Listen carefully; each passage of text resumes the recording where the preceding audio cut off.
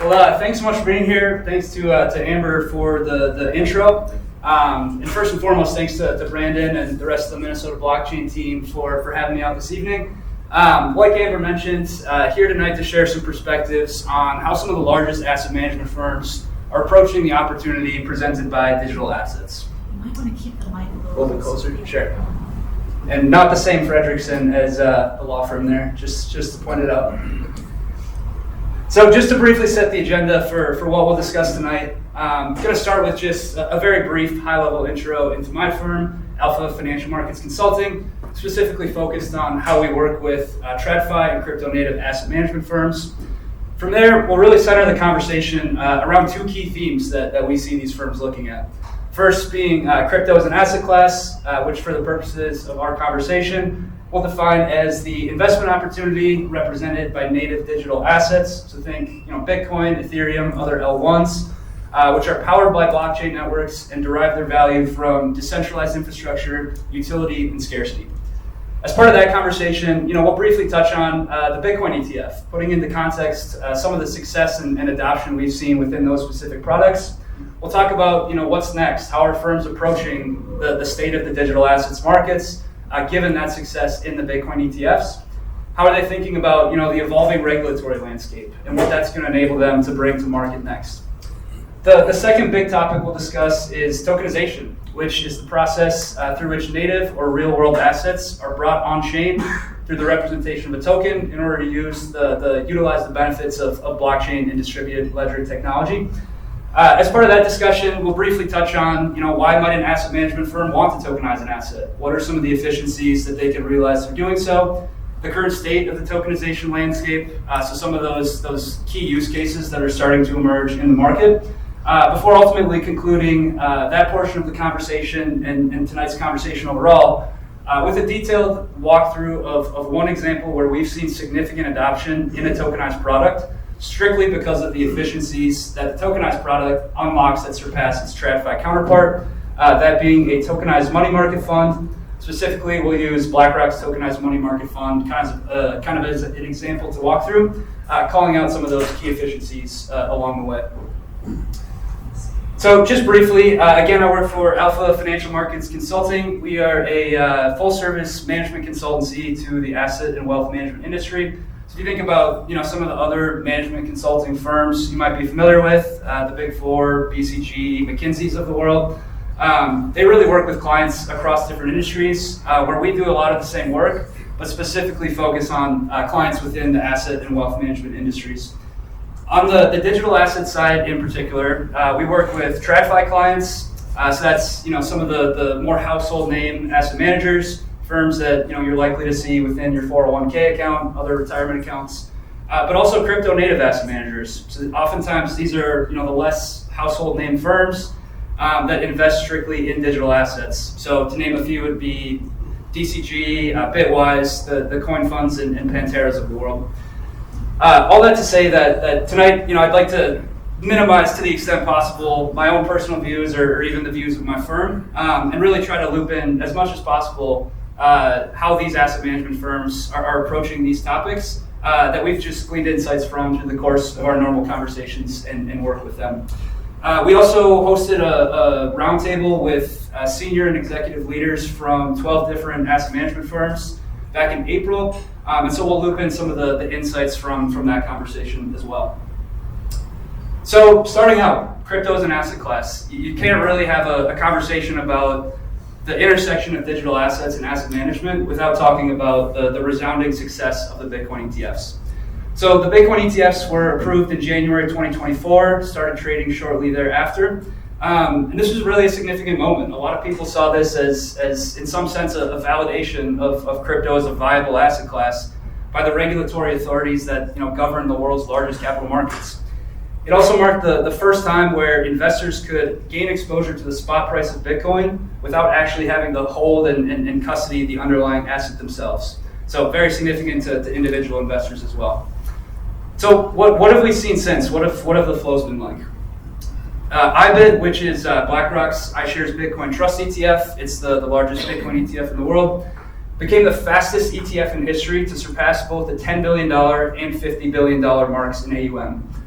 To put kind of how crazy that number is into context, GLD, which is State Street's gold ETF, started trading in about 2004, passed the 10 billion mark in over 2 years.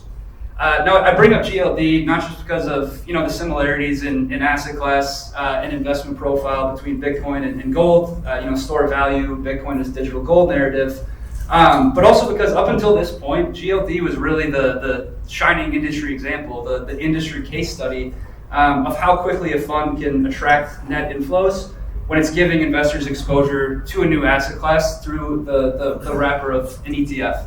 And IBIT completely smashed pretty much all of GLD's records to date.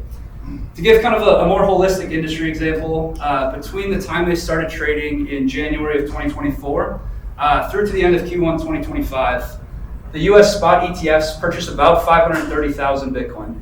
To put that number into context, only 250,000 new Bitcoin were mined over the course of that time. So what we've seen, at least so far, is the pace at which these ETFs are buying Bitcoin vastly outpacing the rate at which new Bitcoin are mined, obviously on the predetermined schedule. In terms of who's actually holding these Bitcoin ETFs, one asset management firm that we work with that runs and manages a Bitcoin ETF told us that the holders of their ETF in particular are about 65% retail investors. So that's you, me, your everyday investor that transacts through Schwab, Fidelity, Robinhood, wherever they choose to transact. It's about 20% institutional investors. What they said is primarily hedge funds that are investing in the ETFs to take advantage of what's called the basis trade, just a fancy way of saying an arbitrage opportunity that exists because of pricing differences between spot Bitcoin and Bitcoin futures contracts, though there are some other institutional investors in there as well. And then the remaining 15% is the US wealth management market. Now, what's really interesting about that remaining 15% is adoption within the US wealth management market has largely been limited to the RIA community because the Bitcoin ETF isn't turned on at most of the major wealth management platforms. For those less familiar with the US wealth management market, RIAs are kind of the more entrepreneurial, independent side of the US wealth management market. They're not necessarily affiliated with a home office, so they don't have a home office telling them what they can and can't trade on behalf of clients. And essentially, within legal limits, obviously, have the ability to invest their clients' assets in a discretionary manner as they see fit. Now, why this is really interesting is, you think of the bigger wealth management firms, the Morgan Stanleys, Merrill Lynch, UBS, Edward Jones, LPLs of the world. These firms still don't have, the advisors at these firms still don't have the ability to invest their clients' assets in Bitcoin, the Bitcoin ETF specifically. And what we're hearing from asset managers, especially the ones that manage Bitcoin ETFs, is that conversations are very much ongoing. These firms are kind of beginning to grasp the importance of Bitcoin, the importance of crypto as an asset class, but they're still concerned to some degree about the reputational risk involved in approving these assets. For anyone in here that's held Bitcoin over a 5 and 10 year time horizon, you can probably empathize with why they might be concerned. With the reputational risk involved there, just given the volatility. But what we're hearing from a very high level is that institutional adoption in the wealth management market is growing quarter over quarter. Firms are starting to get their head around what Bitcoin is and specifically where it fits within the context of a well-diversified, broader portfolio. As recently as even the last couple of weeks, BlackRock came out and said a 1 to 2% allocation to Bitcoin might be reasonable. I think VanEck said something very similar. And other asset managers have issued similar guidance. So all that to say, the success of the Bitcoin ETF really demonstrates that crypto as an asset class is here to stay. It's gaining permanent allocations within institutional and wealth management portfolios alike. And firms are starting to understand where it fits in portfolios. So given that success, how are these asset management firms thinking about what comes next? The next kind of big idea, the next thing that's going to interest investors and get them invested into crypto products. I guess the first thing I'd say here is every major TradFi asset manager across the board now employs a team that spends their entire day focusing on how digital assets fits into their firm's broader strategy. And what 1 or 2 years ago might have been a small team of 1 or 2 people, oftentimes is now 4, 5, 6+ people Even at some of these firms that you might see in headlines as very outspoken against crypto, very outspoken against Bitcoin, these people are spending their entire day, thinking through the use cases and how it could apply to their firm's broader strategy. And they're not doing that just for the sake of thought leadership. The intention is that they're going to be bringing these products to market so that they can profit off these broader trends. Another big trend we're hearing is just the complete 180 in the regulatory environment, especially from the crypto native asset managers we work with. So these are firms, again, that their entire business is digital assets and crypto. In the past, they were the ones essentially pounding the table, begging for regulation, begging for clarity on how they can operate in the market, so they know what products they can offer to investors. And oftentimes the door was getting completely slammed in their face. What we've heard now is that within the last few months, it's become a much more collaborative environment. Regulators want to have conversations. They want to understand crypto and digital assets more than they have in the past. And they want to provide sensible regulation that allows these firms to operate with some degree of clarity in the markets. Ultimately, what this is allowing firms to do is take a step back and think about, now that we've seen how successful the Bitcoin ETFs were, what are some of those next products that are going to interest investors? What are some of the products we can bring to market that are new and different and differentiate ourselves from our competitors? A few of the things I would say that we've heard about the most from that perspective, obviously the big one is staking in the ETFs. So if you think about something like Ethereum ETFs especially, staking could be a really, really big unlock in terms of flows. In-kind redemption on the ETFs, diversified products. So instead of just an ETF that tracks the spot price of one asset, a broader basket of securities or an index, an ETF that tracks an index, that gives investors exposure through one ticker, one ETF, exposure to a number of different cryptocurrencies, and then lending products. So if you own a large amount of Bitcoin, you don't want to sell it. How can you get liquidity on that Bitcoin through lending products? Another thing that's being discussed a lot right now as well. Bottom line, with the current state of the market, I would say is the general sentiment is regulatory clarity is going to accelerate the pace of institutional adoption. In the survey we conducted there on the chart on the bottom right, the number one impediment to investing for these firms was regulatory uncertainty. If we bring a new product to market, are we going to get hit with a Wells notice from the SEC? Are we going to get lawsuits filed against us? So once we get that regulatory certainty, it's going to give these firms some level of comfort to operate within the market. So moving on to tokenization. Like we said, tokenization is the issuance of a token that represents an underlying real world or digitally native asset. But why would an asset management firm want to do that? What are some of the efficiencies they could realize through doing so? Tokenization can expand access to the private markets through lower investment minimums. So if you think about traditionally large institutional private markets funds, they've only been available to institutional investors at very, very high investment minimums. But tokenization, because of its ability to fractionalize shares, can allow some of these firms to offer these products at much, much lower investment minimums, accessible to even individual investors, because they don't have to take on an added administrative burden to do so. Tokenization can also increase liquidity in traditionally illiquid markets. So if you think about the instant settlement of transferring your token from one digital address to another, there's a ton of efficiencies that can unlock. And overall, to asset management firms themselves, it can reduce costs across the entire fund lifecycle. I'd say this is the area where asset management firms are the most focused, is how can we reduce costs through the application of tokenization. You'll see different estimates out there for how big the tokenization market can get. One such example was Citigroup cited that tokenized assets could reach $5 trillion by 2030. But I would say the general sentiment in the industry is that the technology that's going to enable the mass adoption of tokenization is still probably 3 to 5 years away in terms of building that technology that's able to replace the TradFi ecosystem. And what we're also hearing is that the long-term adoption of tokenization really hinges on creating usable products with very, very clear use cases that surpass their traditional counterparts. Put another way, firms are saying, don't tokenize an asset just for the sake of tokenization. Have a very, very clear strategy on why you're doing so, what the benefits or use cases are, and why that matters to the end investor.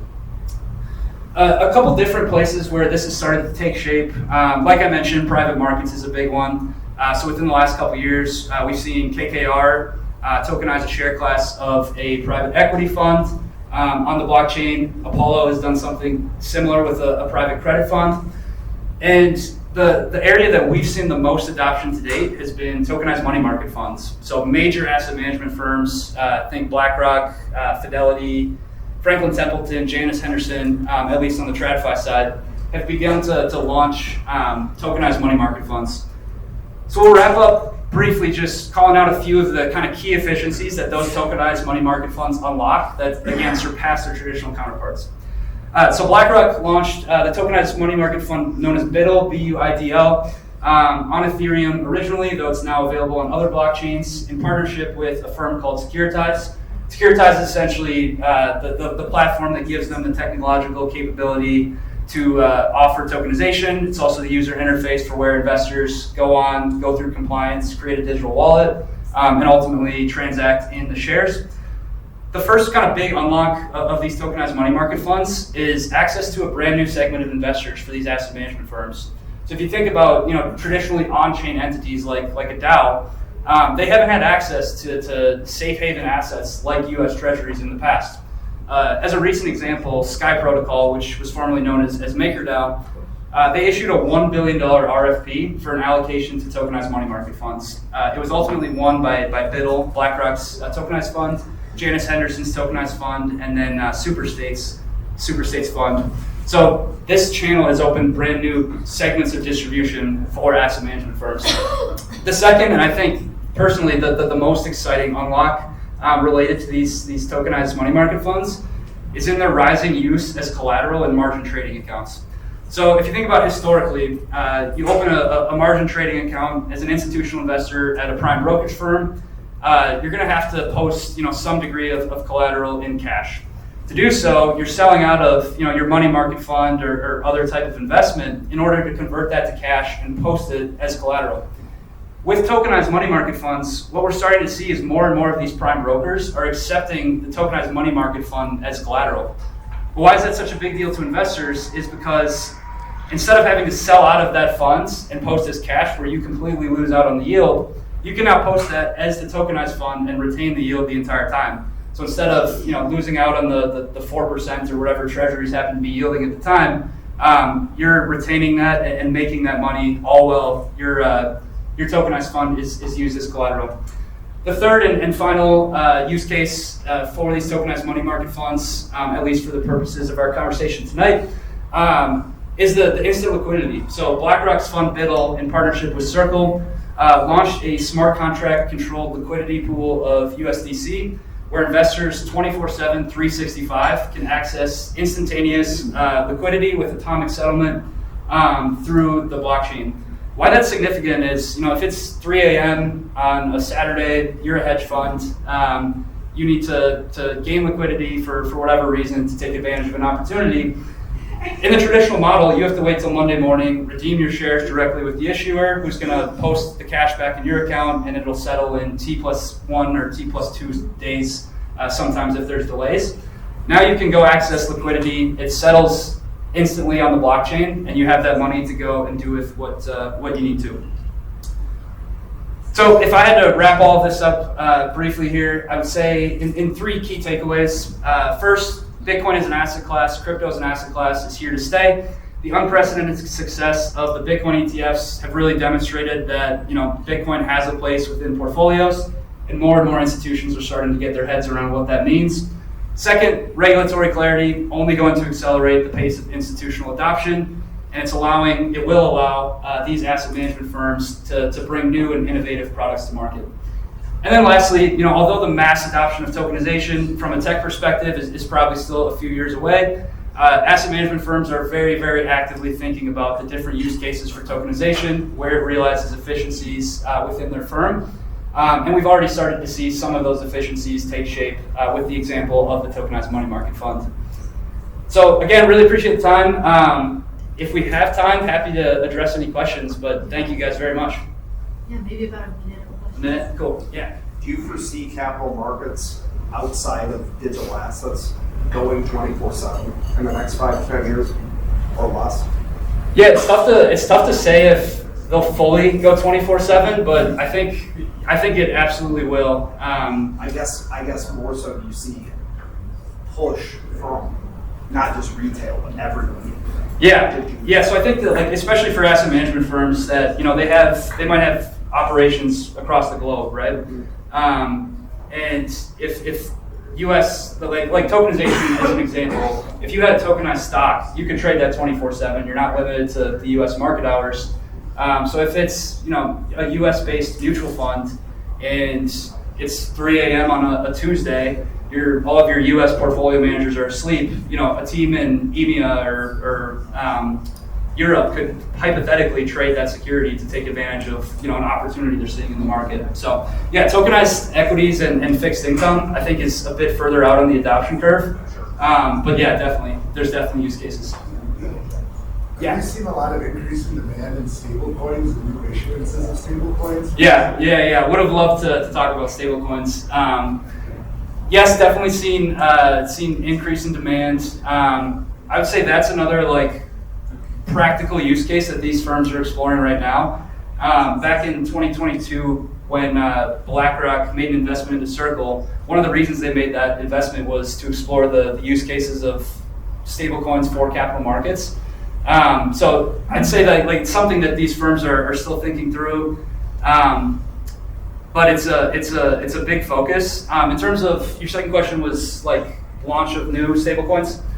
Yeah, it's going to be interesting to see. I think last week, 5 of the big banks announced that they're exploring a partnership for stablecoins. The effects that could have on the incumbents are pretty interesting. They're not doing it because of the tech, like USDC, Tether.